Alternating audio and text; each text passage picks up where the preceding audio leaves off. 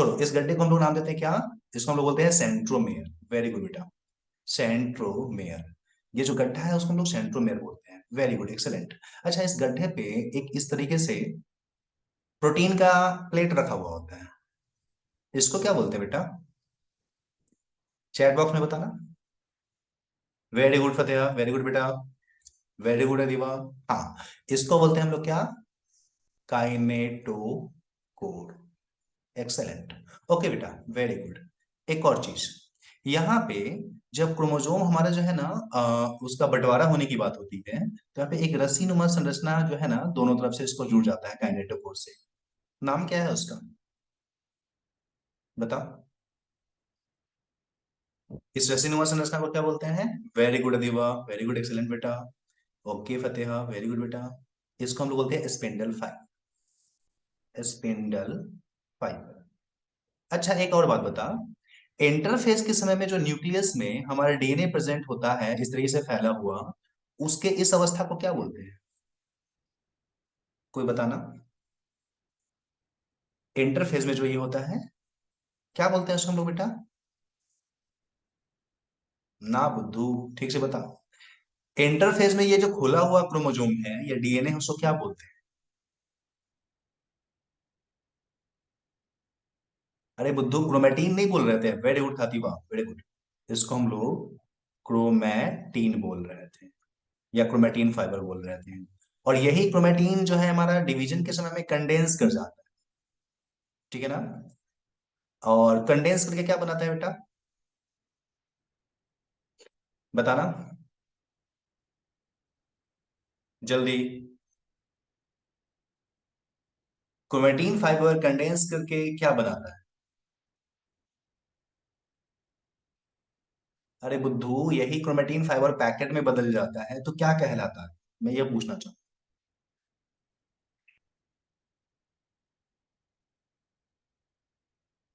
जल्दी बता। Very good बेटा, हाँ, क्रोमोसोम बोलते हैं। एक्सेलेंट बेटा, क्रोमोसोम। एक्सेलेंट।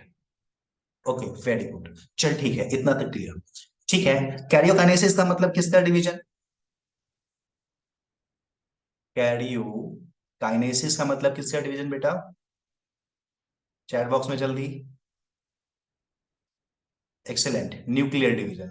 वेरी गुड बेटा, इसका मतलब हो गया nuclear division. Okay, nuclear division, क्या बात है बेटा, एक्सेलेंट।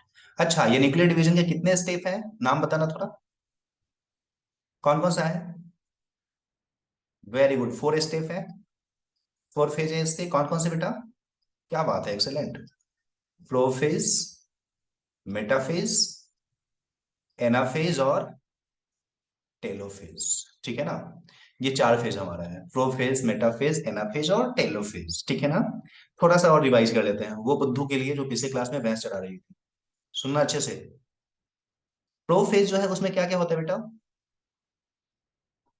जल्दी बताओ। प्रोफेज में कंडेंसेशन ऑफ क्या? प्रोफेज में condensation of, very good, condensation of chromatin. Okay, dissolution और, या डिजोल्व, हाँ, dissolution of. Very good, dissolution of बेटा न्यूक्लियर मेम्ब्रेन, डिसॉल्व कर जाना। हाँ, वेरी गुड बेटा, dissolution of nuclear membrane. Okay, disappearance of, disappearance of, जल्दी chat box में मैं देख रहा हूं यहाँ पे।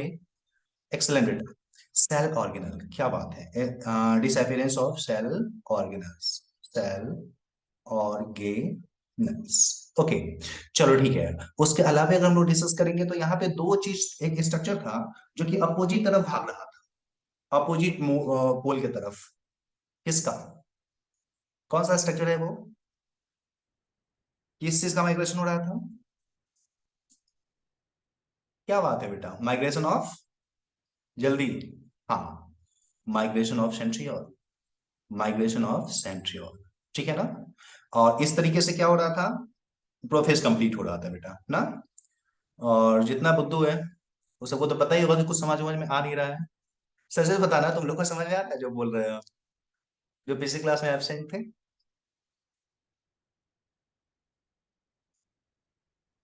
झूठ बोल रही है, एकदम झूठ बोल रही है, समझ में आ रहा, मारेंगे ना। झूठ बोलती है। अब हम लोग चैप्टर टॉपिक स्टार्ट करते हैं, ठीक है ना। पिछली क्लास में हम लोग मेटाफेज को डिस्कस कर रहे थे, ठीक है ना। मेटाफेज में हमने क्या देखा था, ध्यान देना बेटा, मेटाफेज में एक चीज हम बताना भूल गए, फिर से उसको थोड़ा सा देख लेते हैं, ठीक है ना बेटा। ध्यान देना, ये है अपना सेल। हमने क्या देखा था, यहाँ पे सेंट्रियोल अपोजिट पोल की तरफ आ गया, ये है सेंट्रियोल, ठीक है ना। ये है अपना सेंट्रियोल, जो कि अपोजिट एंड की तरफ आ गया है, ठीक है ना। और यहाँ पे क्या हुआ है, क्रोमोसोम जो है कुछ इस तरीके से यहाँ पे बीच में आ गया है। मैं 3 ही क्रोमोसोम बना रहा हूँ, ज्यादा बताने की जरूरत नहीं। और फिर हमने क्या डिस्कस किया था बेटा, हमने डिस्कस किया था कि यहां से ये क्या हुआ है कि इस तरीके से स्पिंडल फाइबर जा करके सेंट्रोमियर का जो काइनेटिक कोर है उसके साथ अटैच कर गया, ठीक है ना। इस तरीके से इसके साथ यहाँ पे इस प्रकार से ये अटैच कर गया है। समझना मेरी मेरी बात बेटा। हाँ बेटा, वो मैं पिछले क्लास में 4 रखे थे, इस बार 3 रखे हैं। तो वो तो दिखाने के लिए, जैसे अपने सेल के अंदर में कितना होता है, 46 होता है, ठीक है ना। तो उतना नहीं ना बना पाएंगे, तो अपन 2-3 ही लेकर के समझाते हैं। चल समझ मेरी बात यहाँ पे, ध्यान देना। यहाँ पे मेटाफेज में क्या होता है, ये सारे के सारे क्रोमोसोम जो है वो बीच में आ जाते हैं। मैं लिख देता हूँ मेटाफेज, मेटाफेज, ठीक है ना। यहाँ पे क्या होता है बेटा, ध्यान दे, मेटाफेज में हम लोग देखेंगे तो क्या होता है कि सारे के सारे जो हमारे क्रोमोसोम जो है वो एट इक्वेटर आ जाते हैं। क्रोमोसोम एट इक्वेटर, बीच में आ जाते हैं। और चूंकि सारे के सारे क्रोमोसोम इक्वेटर पे आ जाते हैं, इस कारण से तुमको कोई बोलेगा कि चलो ये सेल में बताओ कितना क्रोमोसोम है, तुम कैसे पता करोगे, तुम मेटाफेज फेज का इंतजार करोगे। जैसे ही मेटाफेज आएगा तुम आसानी से पता कर सकते हो ना। तो बोल सकते हैं क्रोमोसोम एट इक्वेटर, और नंबर ऑफ क्रोमोसोम सबसे बेहतर यहीं पे पता किया जा सकता है। नंबर ऑफ क्रोमोसोम जो है वो क्या किया जा सकता है, उसका जो काउंटिंग है वो सबसे बेहतर जो है ना मेटाफेज में ही होता है, ठीक है ना।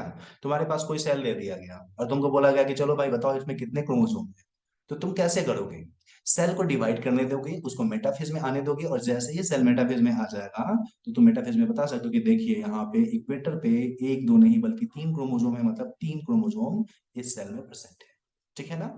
तो मेटाफेज में नंबर ऑफ क्रोमोसोम का स्टडी किया जाता है, ठीक है।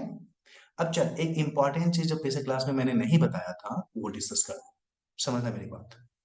अच्छा एक बात बता, हमने पिछले क्लास में बात किया था जीवन फेज में अगर नंबर ऑफ क्रोमोसोम जो है वो n है, तो बताना एस फेज के बाद G2 फेज में नंबर ऑफ क्रोमोसोम कितना हो जाएगा बेटा, चैट बॉक्स में बताना।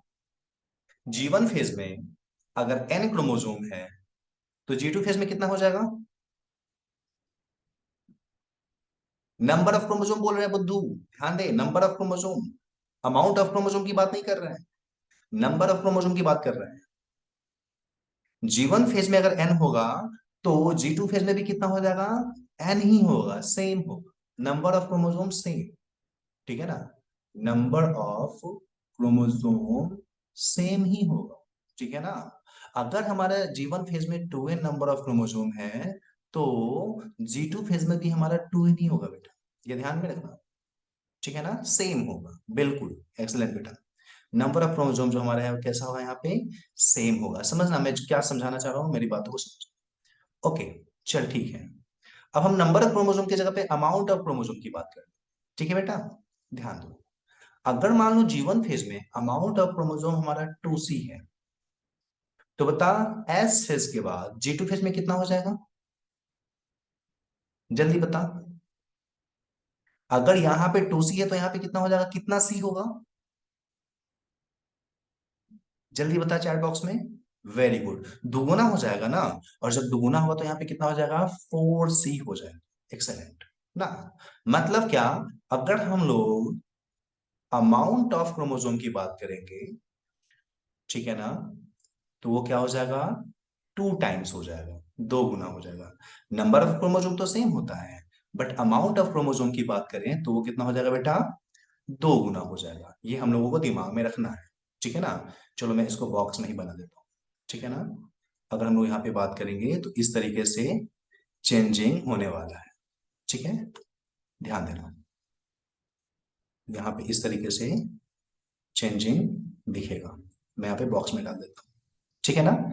तो ये चीज ध्यान रखना है हम लोगों को कि G1 फेज में हमारा जो है वहां देखेंगे, अगर N है तो G2 फेज में N ही रहेगा, नंबर ऑफ क्रोमोसोम उतना ही रहेगा। अगर G1 फेज में 2N है तो G2 फेज में हमारा जो है वो 2N ही रहेगा, नंबर ऑफ क्रोमोसोम सेम रहेगा, बट अमाउंट ऑफ क्रोमोसोम जो है वो 2 टाइम्स हो जाता है। चलिए एक और चीज जो आपको याद रखना है यहाँ पे, ठीक है ना। मेटाफेज में यहाँ पे क्या हुआ है बेटा, ध्यान देना, ये जो क्रोमोसोम है यहाँ पे नो डाउट ये क्रोमोसोम हमारा सिंगल है, ठीक है ना। मान लो ये G1 फेज वाला क्रोमोसोम, ठीक है ना, और ये G2 फेज वाला क्रोमोसोम, ठीक है ना। और मान लो ये जो धागा है, इस धागा को हम लोग बोलते हैं डीएनए, ठीक है ना। तो बताओ G2 फेज में कितना धागा होगा, और यहाँ पे अगर एक धागा है तो यहाँ पे कितना धागा होना चाहिए, बताना मुझे। कितना धागा होना चाहिए बेटा, दो होना चाहिए, क्योंकि अमाउंट ऑफ डीएनए तो दुगुना हो गया है ना। वहां पे अगर हमारा एक धागा है डीएनए का, तो यहाँ पे दो धागा होना चाहिए, ठीक है ना। ये डीएनए स्ट्रैंड है, मैं यहाँ पे लिख देता हूँ डीएनए का, ये क्या है, स्ट्रैंड है बेटा, डीएनए का स्ट्रैंड है, ठीक है ना। तो ध्यान दो, यहाँ पे ये जो हमारा G2 फेज का जो क्रोमोसोम है उसमें अमाउंट ऑफ डीएनए तो दुगुना है बेटा, समझना मेरी बात ना। और ये जब हमारा क्रोमोसोम डिवाइड करने जाएगा, ध्यान दी, अगर ये क्रोमोसोम डिवाइड करने जाएगा तो यहाँ पे हमारा काइनेटोकोर, ठीक है ना, ये काइनेटोकोर, ये भी काइनेटोकोर हमारा इस तरीके से, और इस काइनेटोकोर के साथ क्या अटैच हुआ हमारा, स्पिंडल फाइबर जो है वो अटैच हो, खींचने के लिए रस्सी अटैच हो दोनों तरफ से, समझना। एक खास बात तुमको बताएं, ये स्पिंडल फाइबर जो होता है ना पॉजिटिव चार्ज का होता है, ठीक है ना। इस तरफ इस एंड पे ये पॉजिटिव चार्ज का होता है। और तू मुझे बता बेटा, अगर पॉजिटिव पॉजिटिव चार्ज को एक तरफ लाया जाए तो क्या होगा, वो आपस में धक्का मारेगा या सट जाएगा, मुझे बता। अगर पॉजिटिव पॉजिटिव या सेम चार्ज को साथ में लाया जाए तो वो धक्का मारेगा या सटेगा, नो डाउट धक्का मारेगा ना। और जब धक्का मारेगा तो क्या होगा, ये क्रोमोसोम टूटना स्टार्ट हो जाएगा, समझा मेरी बात। ये क्रोमोसोम टूटना स्टार्ट हो जाएगा, और जब ये क्रोमोसोम टूटना स्टार्ट हो जाएगा तो कैसा बन जाएगा ये, ध्यान दे मैं बता रहा हूँ, समझ मेरी बात। अगर ये क्रोमोसोम टूटना स्टार्ट हो जाएगा तो बेटा ये कैसा अपीयर हो जाएगा, चल मैं नीचे एक छोटा सा डायग्राम बना के समझाता हूँ, ठीक है ना। डायग्राम बहुत बड़ा नहीं बनाऊंगा, छोटा सा। अगर तुम अब देखोगे तो तुम्हें क्या यहाँ पे दिखने वाला है, समझ मेरी बात। चूंकि यहाँ पे पॉजिटिव पॉजिटिव चार्ज अपीयर हो गया है, इस कारण से होगा क्या कि यहाँ पे ये क्रोमोसोम फटना स्टार्ट हो जाएगा, समझ मेरी बात, ठीक है ना। ये स्पाइंडल फाइबर के कारण से क्या होने वाला है, ये आपस में टूटना स्टार्ट कर देगा। और कहां से टूटेगा, तो ध्यान दे, टूटेगा कहां से वो मैं तुमको बताता हूं। असल में ये टूटेगा ऊपर से, इस पॉइंट से और इस पॉइंट से, और टूट करके तुमको इस तरीके से फटा हुआ तुमको दिखेगा, ऐसे ऐसे तुमको फटा हुआ दिखेगा, इस तरीके से फटा हुआ दिखेगा। मैं थोड़ा क्लियर फिगर यहाँ पे बना ही देता हूँ, कुछ इस तरीके से दिखेगा, ध्यान दें, कुछ इस तरीके से ये फटा हुआ दिखेगा, ऐसा, ठीक है ना। जिसमें से एक डीएनए का धागा जो है इसमें आ गया, और दूसरा डीएनए का धागा जो हमारा है वो इसमें आ गया, ठीक है ना। और वही काइनेटोकोड यहाँ पे लगा हुआ है, कुछ इस तरीके से काइनेटोकोड लगा हुआ है, काइनेटोकोड यहाँ पे लगा हुआ है, और वही स्पाइंडल फाइबर जो है उसको कुछ इस तरीके से पकड़े हुआ है, दोनों तरफ से स्पाइंडल फाइबर पकड़े हुआ है, ठीक है ना। तो यहाँ पे अब हमारा क्रोमोसोम फटा हुआ एपियर हो रहा है, दिख रहा है? ध्यान देना, ये क्रोमोसोम जो है वो फटा हुआ एपियर हो रहा है, ठीक है ना। मतलब क्या, डीएनए जो है ना ऐसे सटा हुआ था, अब डीएनए ऐसे फट गया, क्लियर, ऐसे फट गया है। तो बता यहां तक कोई प्रॉब्लम किसी को, हाँ या ना, जल्दी बता, नहीं ना, ओके वेरी गुड बेटा। अब ध्यान दे, अगर हम लोग यहाँ पे देखेंगे तो ये तो ओवरऑल हमारा क्रोमोसोम ही है ना, चाहे जैसा भी हो फट ही गया है, फटा हुआ ही है, लेकिन ये ओवरऑल तो क्रोमोसोम है ना। ओवरऑल ये क्या है, ओवरऑल इसको हम बोल सकते हैं कि फट जाने के बावजूद भी ये है तो क्रोमोसोम ही, क्रोमोसोम ही हमारा है ना। लेकिन इस क्रोमोसोम का जो एक भाग फटा हुआ है वो क्या है, इंपॉर्टेंट वो हमारे लिए हो जाए।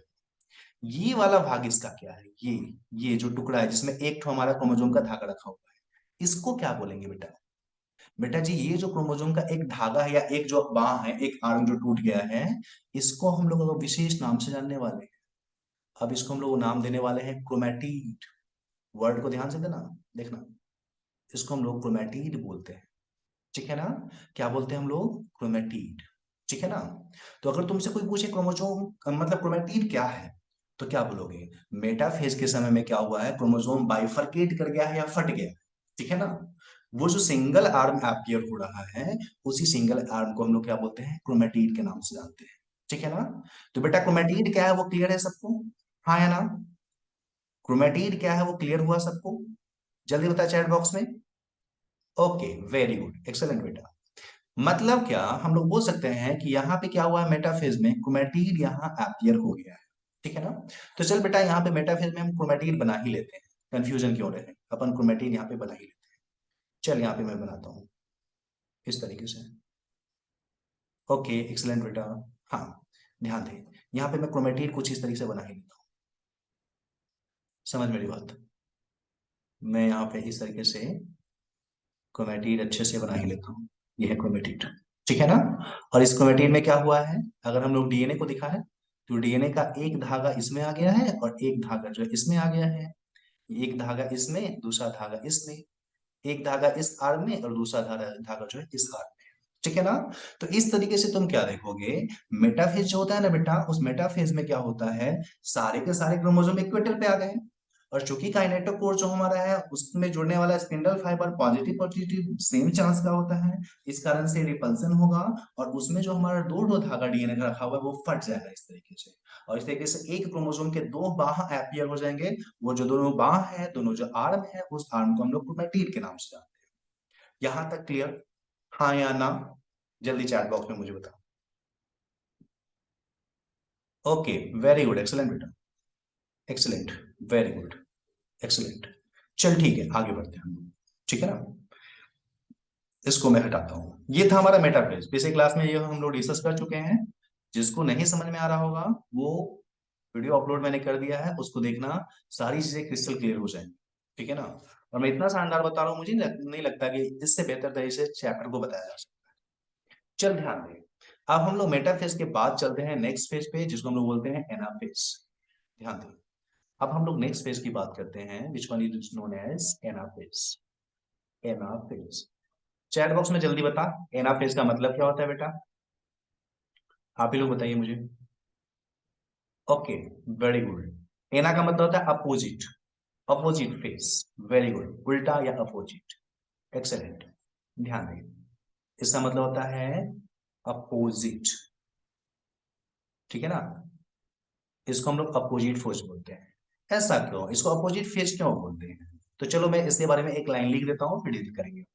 देख, यहाँ पे जो हमारा क्रोमोसोम का जो ये आर्म टूटा था कुछ इस तरीके से, तुम देखोगे क्या इस फेज में जो है ना, दोनों का दोनों आर्म जो है ना अपोजिट तरफ भागता रहता है, नहीं होता है, पकड़ के चीर दिए दोनों तरफ अलग हो गया।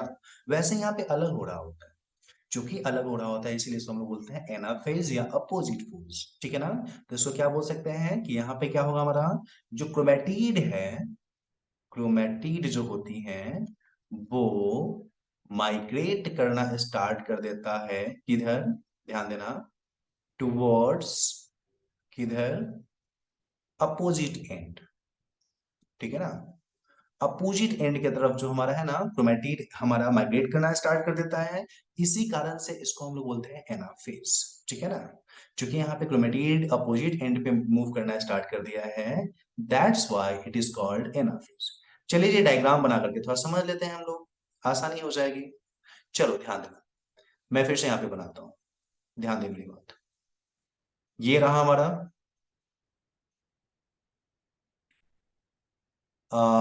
सेंट्रियोल, खूंटा जिसको हम लोग बोलते हैं, ठीक है ना।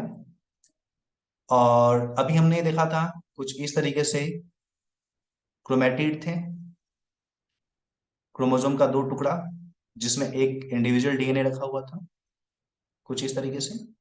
और फिर हमने क्या देखा यहाँ पे बेटा, हमने देखा यहाँ पे क्या कि यहाँ पे कुछ इस तरीके से दोनों तरफ से स्पाइंडल फाइबर जुड़ा हुआ है। एक बात बताएं आपको, स्पाइंडल फाइबर यहाँ पे दो प्रकार का होता है, मैंने एक प्रकार का बताया, अगर क्रोमोसोम को जोड़ने वाला स्पिंडल फाइबर है तो उसको हम लोग बोलते हैं क्रोमोसोमल फाइबर। ध्यान देना बेटा बेटा मेरी, ये है क्रोमोसोम को जोड़ने वाला, इसीलिए इसको हम लोग क्रोमोसोमल फाइबर बोलते हैं, क्रोमोसोमल स्पाइंडल फाइबर बोलते हैं। एक और होता है जो आपके एनसीईआरटी में नहीं दिया हुआ है, ठीक है ना। एक जो स्पिंडल फाइबर होता है ना, वो क्रोमोसोम को नहीं जोड़ता है, बल्कि वो एक सेंट्रियोल से दूसरे सेंट्रियोल को जोड़ता है, ठीक है ना। कुछ इस तरीके से डायरेक्टली एक सेंट्रियोल से दूसरे सेंट्रियोल को जोड़ेगा, ठीक है ना। और इस तरीके का हम लोग स्पिंडल फाइबर का नाम देते हैं इंटरजोनल फाइबर, इंटरजोनल फाइबर, ठीक है ना। तो बेटा स्पाइंडल फाइबर कितने प्रकार का, दो प्रकार। अगर वो क्रोमोसोम को पकड़ता है तो उसको हम लोग नाम देंगे क्रोमोसोमल फाइबर, और अगर वो हमारा स्पिंडल फाइबर को पकड़ मतलब सेंट्रियोल को पकड़ता है तो उसको क्या नाम देंगे, इंटरजोनल फाइबर, ठीक है ना। अब यहाँ पे एनाफेज में बात क्या होता है समझोगे। देखो, होता क्या है यहाँ पे जो एनाफेज है ना, एनाफेज में ये जो हमारा स्पिंडल फाइबर है, जो हमारा क्रोमोसोमल फाइबर हमारा है, ये क्रोमोसोमल फाइबर क्या करता है, एटीपी खा करके सिकुड़ना स्टार्ट कर देता है, सिकुड़ेगा। क्रोमोसोमल फाइबर क्या करेगा, ये कॉन्स्ट्रिक्ट करेगा, ठीक है ना। जबकि ये जो है ना, ये रिलैक्स करता है, ठीक है ना। एक स्पिंडल फाइबर हमारा क्या कर रहा है, दोनों स्पिंडल फाइबर ही है, दोनों स्पिंडल फाइबर ही है, लेकिन उसमें से एक क्या कर रहा है, एक हमारा सिकुड़ रहा है और दूसरा जो हमारा है वो क्या कर रहा है, रिलैक्स कर रहा है। और तू ही मुझे बता, अगर ऐसा घटना घटेगा तो क्या होने वाली है। मैं यहाँ पे दूसरा डायग्राम बना लेता हूँ, नीचे में एक छोटा सा इस तरीके से बना लेता हूँ, एक मिनट कलर चेंज कर, ध्यान दे। होगा क्या, चूंकि यहाँ पे ध्यान दे मेरी बात, चूंकि यहाँ पे इंटरजोनल फाइबर जो है वो रिलैक्स कर रहा है। इंटरजोनल फाइबर कैसा है, टेढ़ा है। ध्यान मेरी बात, ध्यान से सुनो। इंटरजोनल फाइबर कैसा है, ये टेढ़ा है। अगर ये टेढ़ा वाला को तुम सीधा करोगे तो क्या होगा, सेल लंबा हो जाएगा, सेल लंबा होगा ना।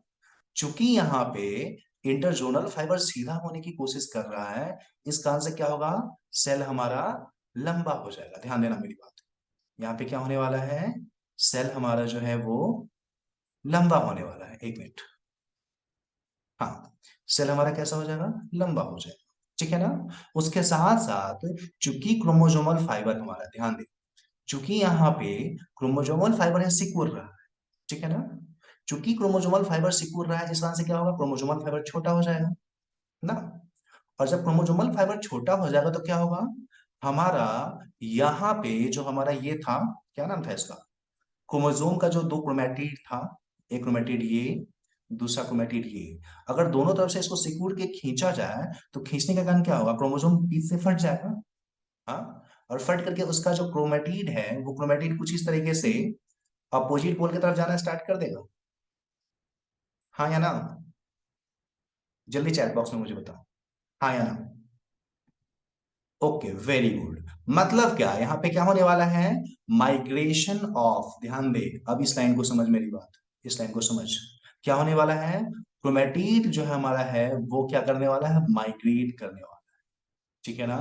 क्रोमेटिड जो है वो माइग्रेट करेगा किधर, टुवर्ड्स अपोजिट पोल, ठीक है ना। ये तो हमारा हुआ ही हुआ, और उसके साथ साथ क्योंकि इंटरजोनल फाइबर रिलैक्स कर गया है, इस कारण से क्या होने वाला है हमारा, इस कारण से सेल जो है वो कैसा हो जाएगा, अब लंबा सा हो जाएगा, सेल थोड़ा लंबा लंबा दिखना स्टार्ट हो जाएगा, अभी गोल मटोल नहीं होगा, वो इलोंगेट होना स्टार्ट हो जाता है, मतलब सेल जो है ना वो लंबा होना स्टार्ट हो जाता है, ठीक है ना। तो एनाफेज में क्या क्या हुआ बेटा, ध्यान दे, एनाफेज में क्या हुआ है, पहला चीज एनाफेज में जो हुआ है हमारा वो ये हुआ है कि क्रोमोसोमल फाइबर कॉन्स्ट्रिक्ट किया है, जिस कारण से हमारा जो क्रोमोसोम के जो क्रोमेटिड है वो अपोजिट एंड तरफ माइग्रेट करना स्टार्ट कर दिया है। दूसरा, इंटरजोनल फाइबर सीधा होने की कोशिश किया है, जिस कारण से सेल जो है हमारा वो अब लंबा हो, ठीक है ना। और इस तरीके से क्या हो गया हमारा, क्रोमोसोम का बंटवारा हो गया, हाँ या ना, जल्दी बता मुझे, क्रोमोसोम का बंटवारा हो गया, हाँ या ना, जल्दी मुझे बता। ओके, क्रोमोसोम का यहाँ पे बंटवारा हो गया, वेरी गुड, एक्सलेंट बेटा। बेटा ध्यान दे, क्रोमोसोम का जो यहाँ पे बंटवारा हुआ है, ठीक है ना, उसमें यहाँ पे नंबर ऑफ क्रोमोसोम जो है, यहाँ पे एक हमारा इसमें एक तो धागा था, इसमें एक धागा था, ठीक है ना। तो एक धागा एक तरफ चला गया, दूसरा धागा दूसरी तरफ चला गया ना। मतलब क्या हम लोग बोल सकते हैं कि डीएनए का अमाउंट जो है वो यहाँ पे क्या हुआ, हाफ हो गया। डीएनए का अमाउंट क्या हो गया, एक पोल पे आधा अमाउंट चला गया, दूसरे पोल पे आधा अमाउंट चला गया, लेकिन नंबर ऑफ क्रोमोसोम तो हमारा सेम रहेगा। चल उसके बारे में बाद में ही बात करेंगे, कंफ्यूज करोगे, ठीक है ना। तो अभी तक जो मैंने बताया वो क्लियर है, हाँ है ना, एकदम स्पष्ट है ना। चल 1 मिनट का टाइम मिल रहा है, आप लोग जल्दी से अच्छे से देख लो इस चीज को, जो भी स्क्रीन पे लिखा हुआ है अच्छे से देखिए, इंपॉर्टेंट है ये अपने लिए, बहुत सारे क्वेश्चन यहाँ से आएंगे। और जस्ट अपन रिज्वाइन करने वाले हैं अगेन। तबसुम और बता, तो इतना देर थी कहाँ, तबसुम।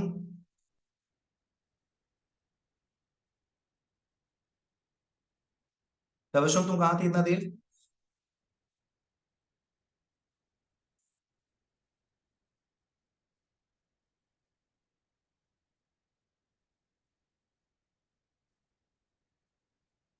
ओके गुड, चल ठीक है, कोई बात नहीं।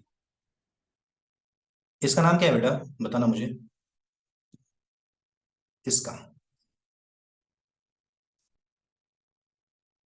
चैट बॉक्स में जल्दी बताओ। ओके, इसका नाम क्रोमेटिड है, क्या बात है बेटा, गुड। इसको क्या बोलेंगे, क्रोमैटिड। चल ठीक है। और इस पूरे को क्या बोलेंगे।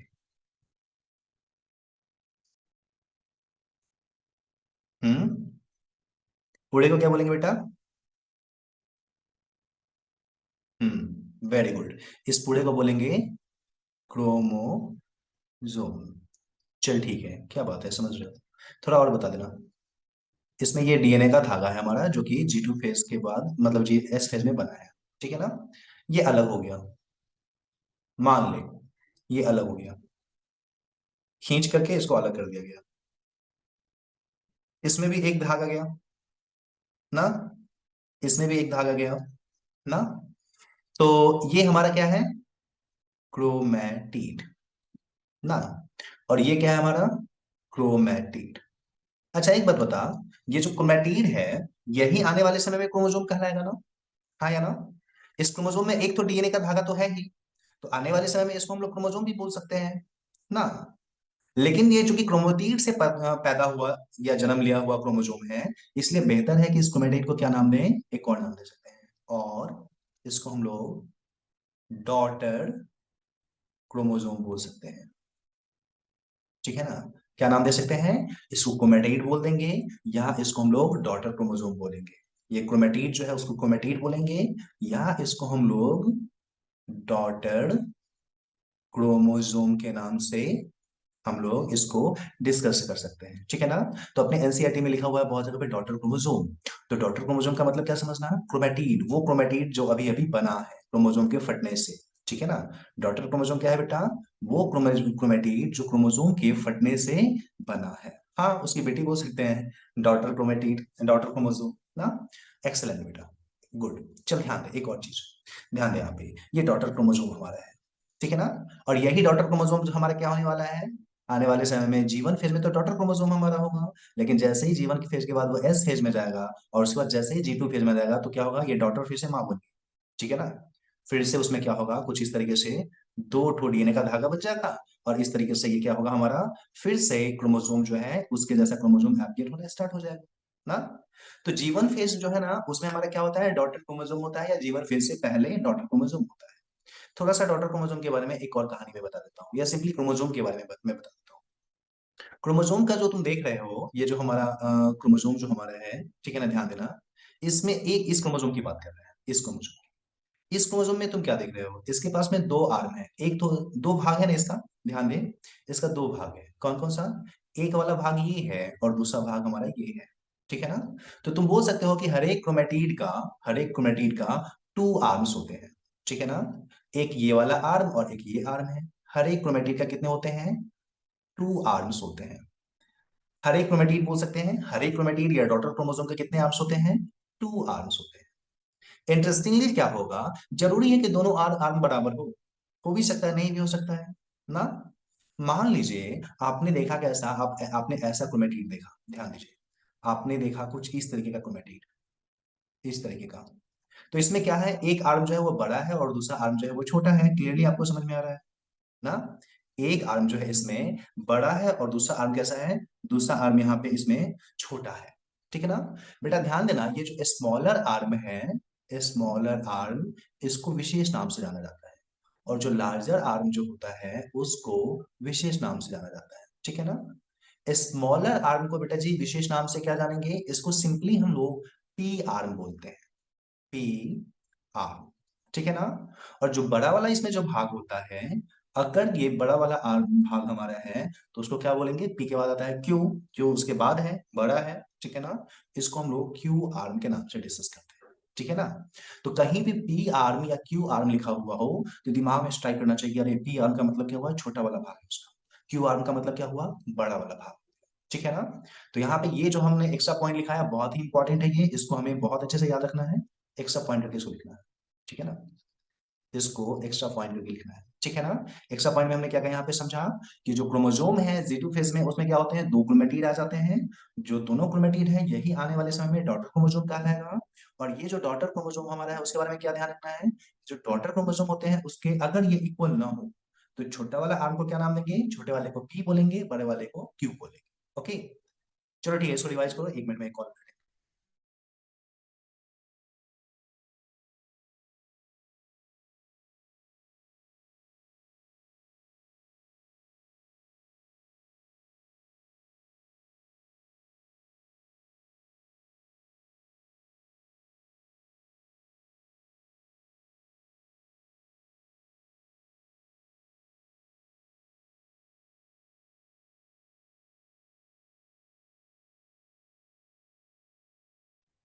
ओके बेटा, तो ये सारी चीजें क्लियर है क्या, हाँ या ना, जल्दी मुझे चैट बॉक्स में बताओ,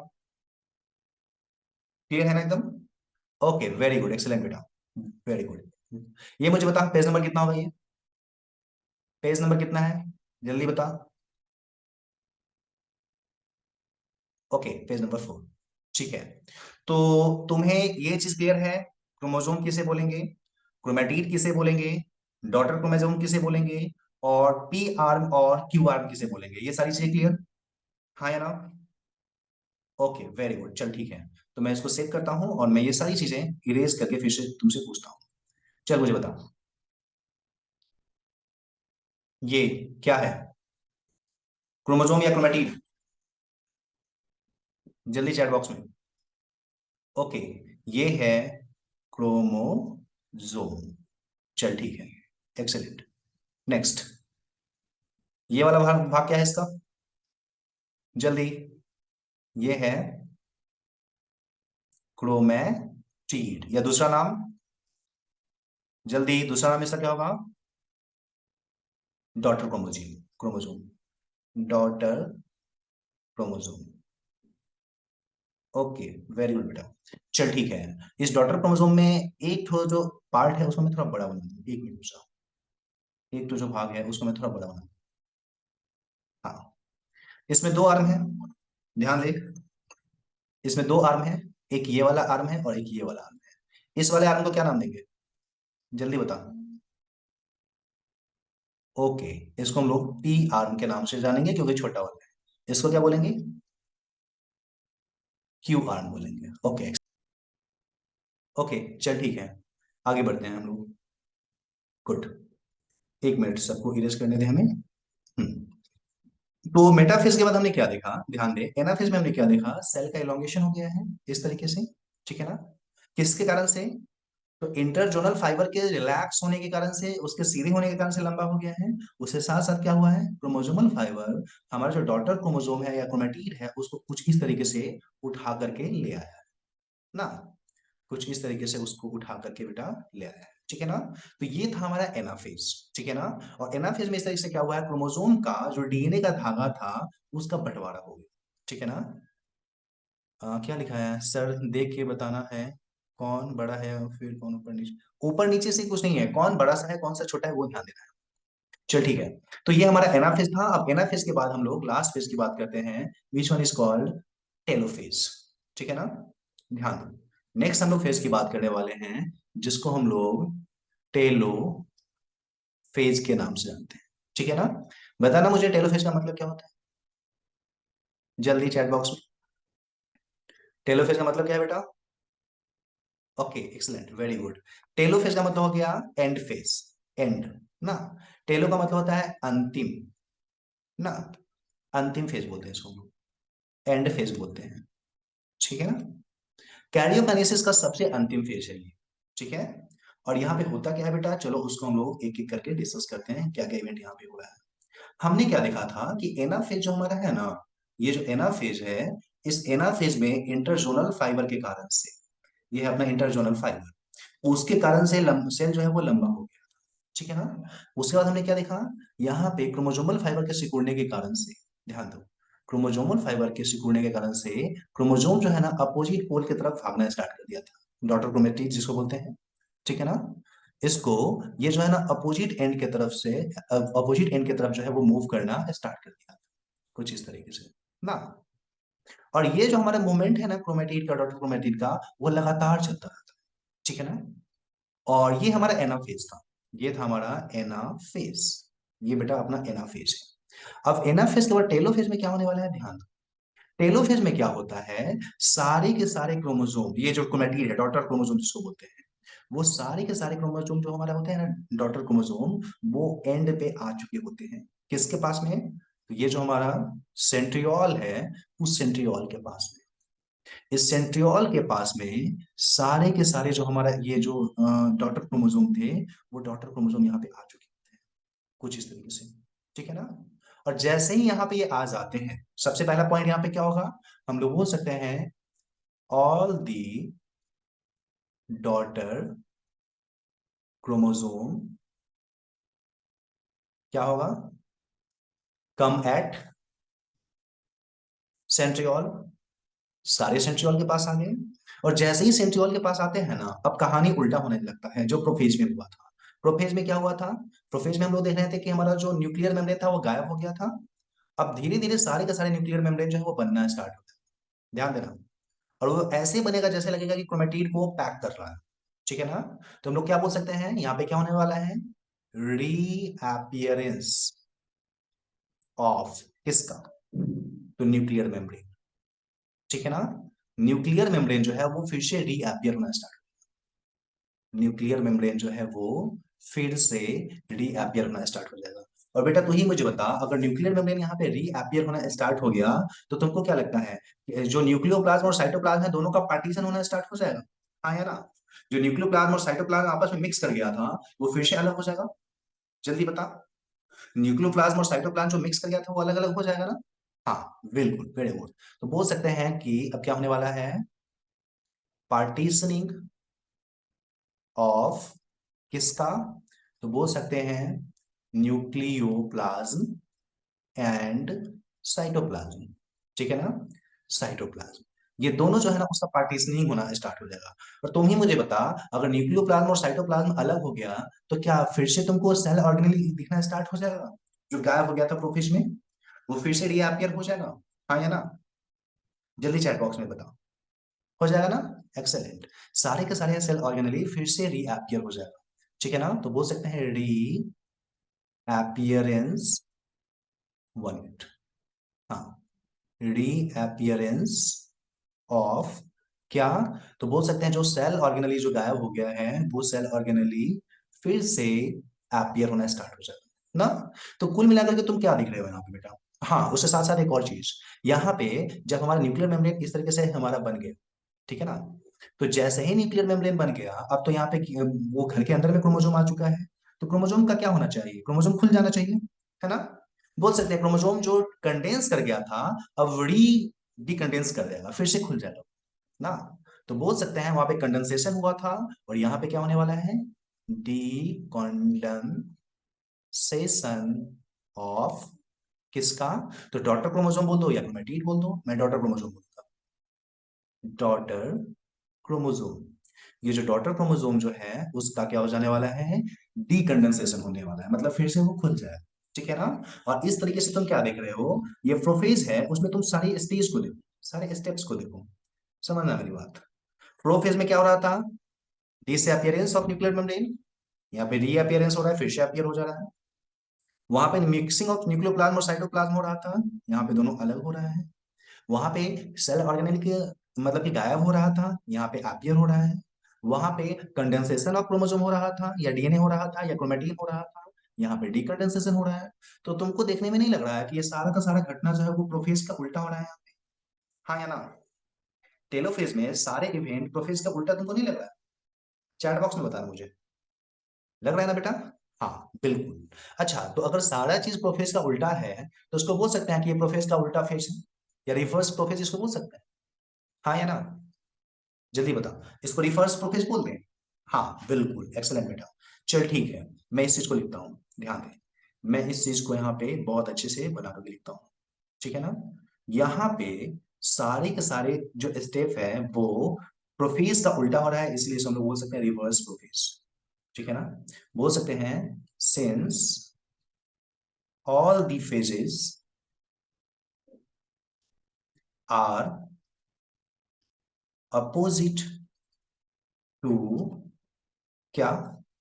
to prophase, 1 minute, opposite to prophase, hence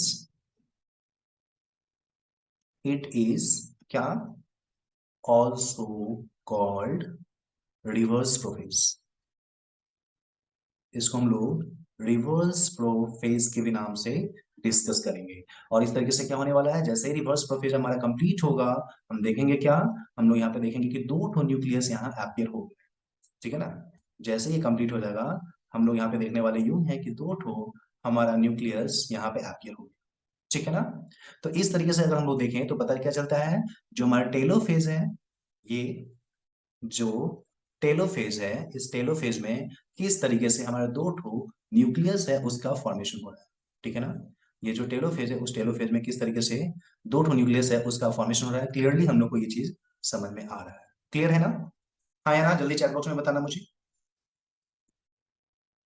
clear है? ओके, वेरी गुड, एक्सीलेंट बेटा, गुड। पेज नंबर बताना मुझे, पेज नंबर। ओके, एक्सेलेंट, ठीक है ना?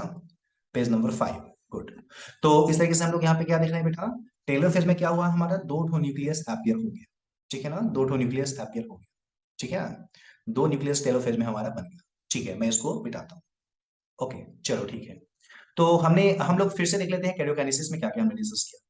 हमने डिस्कस किया कैरियोकाइनेसिस में सबसे पहले क्या होता है, सबसे पहले होता है प्रोफेज, ठीक है ना?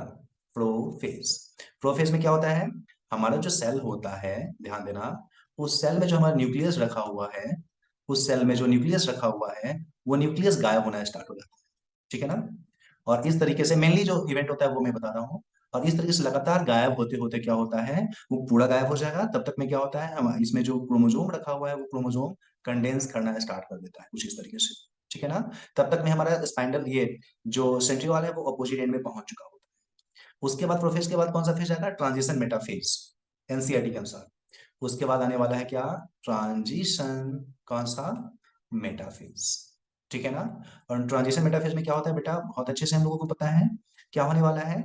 ये जो जैसे तैसे क्रोमोसोम अपना पड़ा हुआ है कुछ इस तरीके से, ध्यान देना, ये जो जैसे तैसे यहाँ पे क्रोमोसोम जो पड़ा हुआ है, उस क्रोमोसोम को क्या करने वाला है, यहाँ पे हमारा अ, जो हमारा यहाँ पे सेंट्रियोल है, उसे निकलेगा हमारा ट्यूलिन प्रोटीन माइक्रो, जो कि बनाएगा स्पिंडल फाइबर, और उसको इस तरीके से पकड़ लेगा दोनों तरफ से, याद करो, ठीक है ना? और इस तरीके से ट्रांजिशन मेटाफेज कंप्लीट। उसके बाद आता है हमारा मेटाफेज, ठीक है ना? इस मेटाफेज में क्या होने वाला है बेटा, हम लोगों को बहुत अच्छे से पता है, सारे के सारे क्रोमोसोम को खींच करके कहाँ लाया जाएगा, बीच में ना, मिडिल में लाया जाएगा, इस तरीके से, ठीक है ना?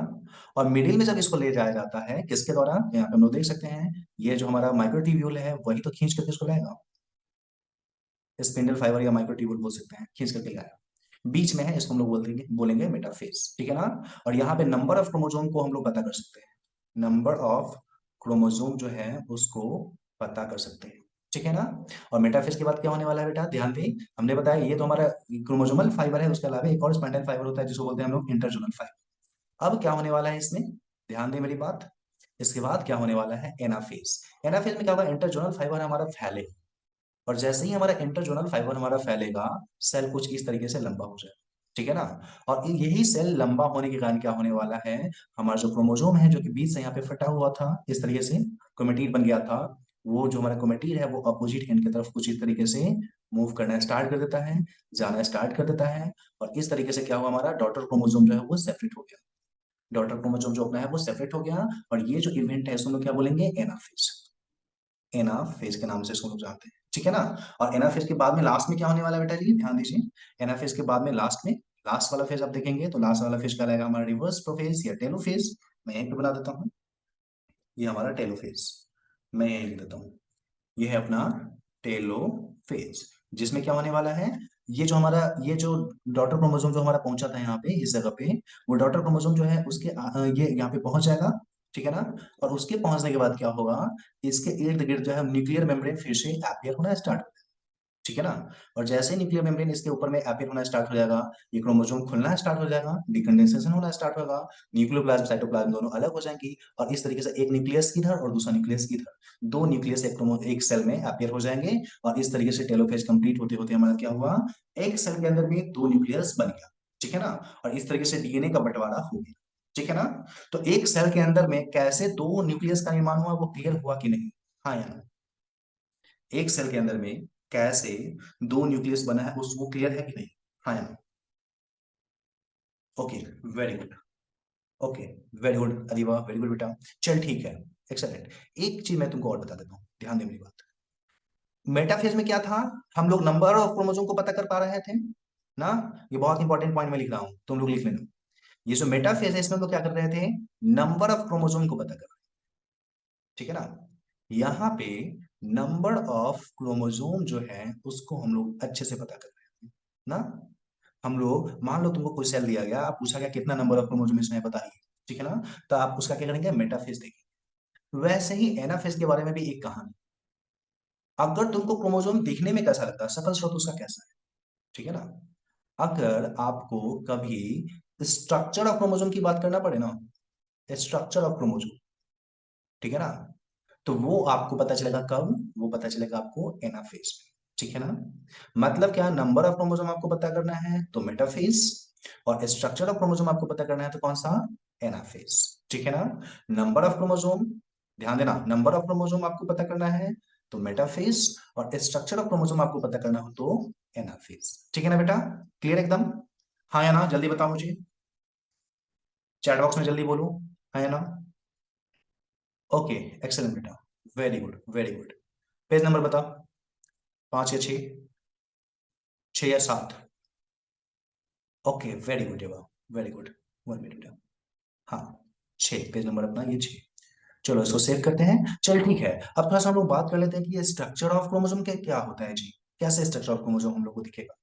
तो स्ट्रक्चर ऑफ क्रोमोसोम जो है ना, ये तुम लोग सेल चैप्टर में जब सर आपको पढ़ाए होंगे उसमें बताए हैं, फिर भी मैं तुमको बता देता हूँ, ठीक है ना। तो सबसे पहले मैं लिख लेता हूँ स्ट्रक्चर ऑफ क्रोमोसोम, ठीक है ना। किस फेज में देखेंगे स्ट्रक्चर ऑफ क्रोमोसोम, जल्दी बताओ, कौन से फेज में बेटा, एक्सेलेंट, वेरी गुड बेटा, एनाफेज में, हाँ। तो इसको हम लोग देखते हैं सीन इन एनाफेज, ठीक है ना। कैसे देखा जाता है, ध्यान दे, समझ मेरी बात। मैं यहाँ पे कुछ क्रोमोसोम का टाइप बना रहा हूं, ठीक है ना। एक क्रोमोसोम जो है ना उसका सेंट्रोमेयर एकदम बीच में है यहाँ पे। बताओ कि इस क्रोमोसोम का नाम क्या है, अगर सेंट्रोमेयर बीच में हो तो क्या बोलते हैं इसको हम लोग, याद कर, तुमको बताया गया होगा, इसको बोलते हैं हम लोग metacentric chromosome. Meta centric chromosome, याद कर, क्रोमोसोम के टाइप बता रहे हैं हम लोग ना। ओके, चल ठीक है। अगर ऐसा हो कि क्रोमोसोम जो है ना उसका सेंट्रोमेयर बीच में ना होकर के थोड़ा सा आगे है, मान लो ये हमारा क्रोमोसोम है, ये वाला आर्म छोटा हो गया है और ये वाला आर्म बड़ा है, और थोड़ा सा बीच से आगे निकल गया है, ठीक है ना। तो इसको क्या बोलते हैं बेटा, याद कर, तुमको बताया गया होगा, इसको बोलते हैं हम लोग सब मेटासेंट्रिक क्रोमोसोम। सब मेटा सेंट्रिक क्रोमोसोम बोलते हैं, याद कर, ठीक है ना। अगर ऐसा हो कि इसका एक जो सेंट्रोमेयर है वो थोड़ा ज्यादा ही दूर निकल गया, एक बहुत बड़ा आर्म बन गया है, एक छोटा सा आर्म बन गया है, और सेंट्रोमेयर यहाँ पे आ गया, तो इसको क्या बोलते हैं बेटा, याद कर, इसको हम लोग बोलते हैं एक्रोसेंट्रिक क्रोमोसोम। एक्रोसेंट्रिक क्रोमोजोम, ठीक है ना। और अगर ऐसा हो कि क्रोमोजोम जो सेंट्रोमेर एकदम अंत में ही चल रहा है, यहां पे सेंट्रोमेर एकदम अंत में है, तो इसको क्या बोलते हैं हम लोग? इसको बोलते हैं टेलोसेंट्रिक क्रोमोजोम, ठीक है ना बेटा। तो अगर हम लोग देखेंगे तो क्रोमोजोम 4 तरीके का, ध्यान दे मेरी बात, बहुत इंपॉर्टेंट चीज मैं बता रहा हूँ। चैप्टर नंबर 8 सेल चैप्टर में तुम लोग पढ़ चुके हैं, ठीक है ना। वर्ड पे ध्यान दोगे अपने आप क्लियर हो जाएगा, ठीक है ना। मेटासेंट्रिक क्रोमोसोम मतलब बाद में या बीच में, बीच भी बोल सकते हैं इसको हम लोग, ठीक है ना। मेटा को हम लोग बीच के वर्ड से भी जान सकते हैं, ठीक है ना। यहाँ पे क्या हुआ, मिडिल में है, मिडिल में क्या, तो सेंट्रोमेयर, सेंट्रिक का मतलब क्या हुआ, सेंट्रोमेयर। अगर क्रोमोसोम के बीच में सेंट्रोमेयर हो तो उसको हम लोग नाम देंगे मेटासेंट्रिक क्रोमोसोम, ठीक है ना। वही अगर हो बीच के नजदीक, सब का मतलब क्या होता है, नजदीक, नियर, बीच के नजदीक, बीच में नहीं है वो, बीच के नजदीक में है, ठीक है ना। तब उसको क्या नाम देंगे, सब मेटासेंट्रिक बोलेंगे। मैं लिखता हूं, सब का मतलब होता है नियर, नजदीक, किसके, तो मिडिल के नजदीक में, ठीक है ना। किसके नजदीक में, मिडिल के नजदीक में, क्या, तो सेंट्रोमेयर, ठीक है ना। अगर सेंट्रोमेयर बीच में ना होकर के, ये मान लो बीच है, बीच ना होकर के बीच के थोड़ा साइड में, तो उसको हम लोग बोलेंगे क्या, सब मेटासेंट्रिक बोलेंगे, ठीक है ना बेटा। लेकिन अगर ऐसा हो कि उससे भी आगे निकल जाए, ध्यान देना, अगर बहुत दूर हो तो उसको हम लोग बोलते हैं एक्रो, एक्रो का मतलब होता है दूर में, थोड़ा ज्यादा मतलब कि आगे, ठीक है ना। एक्रो का मतलब होता है फार अवे, थोड़ा दूर, फार अवे, फार, फार का मतलब ज्यादा, ज्यादा दूर, फार अवे, ज्यादा दूर। अगर ज्यादा दूर हो सेंट्रोमेयर, बीच से ज्यादा दूर हो, ठीक है ना, तो उसको हम लोग बोलेंगे एक्रोसेंट्रिक, ठीक है ना। जबकि अगर ऐसा हो कि एकदम अंत में हमारा सेंट्रोमेयर आ जाए ना, पूंछ पे आ जाए, देखो यहाँ पे पूंछ पे, ठीक है ना। अगर टेल पे सेंट्रोमेयर है तो उसको क्या बोलेंगे बेटा, उसको हम लोग नाम देंगे टेलोसेंट्रिक, वर्ड पे ध्यान दें। तब इसको हम लोग क्या नाम देंगे, टेलोसेंट्रिक, ठीक है ना। तब इसको हम लोग टेलोसेंट्रिक के नाम से डिस्कस करते हैं, ठीक है ना। तो इस तरीके से अगर हम लोग देखें, हाँ ऐसा ही फिगर रहता है बेटा, बिल्कुल ऐसा ही फिगर रहता है, ठीक है ना। इस तरीके से हम लोग देखेंगे तो 4 प्रकार का क्रोमोसोम, ठीक है ना। अब चल सेब की बात कर लेते हैं, ध्यान दे मेरी बात। अगर ऐसा करें कि यहाँ पे हम लोग स्पिंडल फाइबर को लगाए, ध्यान दे मेरी बात, स्पिंडल फाइबर को लगाए और इसको खींचे, खींचने का काम कब होता है, एनाफेज में, इसको भी खींचे, इसको भी यहां से लगा करके सेंट्रोमेर के पास ही लगता है काइनेटोकोर से स्पिंडल फाइबर, वहां से लगा के खींचे और यहां से भी लगा के खींचे। तो तू मुझे बता इसका शेप कैसा दिखेगा, चैट बॉक्स में मुझे बताना इसका शेप, अगर इसको खींचा जाए तो कैसा दिखेगा, कुछ इस तरह से दिखेगा, ऐसे, हाँ या ना, ये कैसा दिखेगा, ध्यान दे मेरी बात, ये कैसा दिखेगा, इसका एक आर्म थोड़ा ज्यादा लंबा है, ऐसे बना दिया मैंने, एक आर्म छोटा है, ऐसे बना दिया ना, कुछ ऐसा ही दिखेगा ये, खिंचता हुआ। ये कैसा दिखेगा बेटा, ध्यान दे, ये वाला, तुम अगर इसको देखो तो इसका एक आर्म लंबा वाला है वो ऐसे दिखेगा, और छोटा वाला है तो ऐसे दिखेगा ना। और इस प्रकार से ये आगे की तरफ बढ़ता हुआ दिखाई देगा एनाफेज के समय में, जबकि ये बेचारा पीछे पीछे चलता है वो देखो, दिखा कुछ ऐसा लगेगा, इसको गर्दन पकड़ के लेके जा रहा है ना, ये कुछ इस तरीके से दिखेगा। तो तुम अगर इसके शेप को देखोगे तो इसका शेप कैसा है, नहीं लग रहा भी के जैसा, हम्म। तो तुम क्या बोल सकते हो कि इसका शेप कैसा है, भी के जैसा है, बोल सकते हो कि इसका शेप कैसा हो गया, भी शेप हो गया, भी के जैसा इसका शेप है, खींचने पे कुछ भी के जैसा अपीयर हो रहा है। ये कैसा अपीयर हो रहा है, ठीक से देखो ना इसको, कुछ एल के जैसा अपीयर हो रहा है, हाँ या ना, हो रहा है ना। तो बोल सकते हो सब मेटासेंट्रिक कैसा हो गया हमारा, एल के जैसा हो गया, एल के शेप के जैसा है ना। जबकि अगर इसको देखोगे तो ये कैसा दिख रहा है बेटा, ये भी तो कुल मिलाकर के एल के जैसा ही दिख रहा है ना, ना। तो इसको बोल सकते हैं कि ये हमारा एल के शेप के जैसा दिख रहा है ना। जबकि इसको देखोगे ये टेलोसेंट्रिक, तो ये कैसा दिख रहा है, लग रहा है एक लाइन दौड़े दौड़े जा रहा है, जैसे आई होता है, आई ऐसे आई वैसे ही लिखते हैं ना, कुछ ऐसे दौड़े दौड़े जा रहा है ना। तो इसको बोल सकते हैं कि ये कैसा है हमारा, आई के जैसा है ना बेटा। तो इस तरीके से देखे तो एनासेंट्रिक के समय जब हमारा स्पाइंडल फाइबर खींच रहा होता है, उस समय तुम देखोगे क्या, क्रोमोसोम का शेप हम लोगों को पता चल जाता है। वो क्रोमोसोम हमारा अगर अगर मान लो वो मेटासेंट्रिक क्रोमोसोम है तो वो भी के जैसा दिखेगा, एनासेंट्रिक क्रोमोसोम है, सॉरी अगर सब मेटासेंट्रिक क्रोमोसोम है तो एल के जैसा दिखेगा, एक्रोसेंट्रिक है तो वो एल के जैसा दिखेगा, जबकि टेलोसेंट्रिक है तो वो आई के जैसा दिखेगा। और दिखने वाला कब है वो, किस समय दिखेगा, तो वो एनाफेज के समय दिखेगा, जब उसको खींचा जाता है, जब उसको क्या किया जाता है, पुल किया जाता है, ठीक है ना, जब उसको खींचा जाता है तब वो दिखेगा ना। तो एनाफेज के समय में क्या होता है, हमारा शेप ऑफ क्रोमोसोम हम लोगों को पता चलता है, ठीक है ना, बिल्कुल एक्सलेंट, ठीक है ना। तो ये सारी चीजें क्लियर है बेटा, हाँ या ना।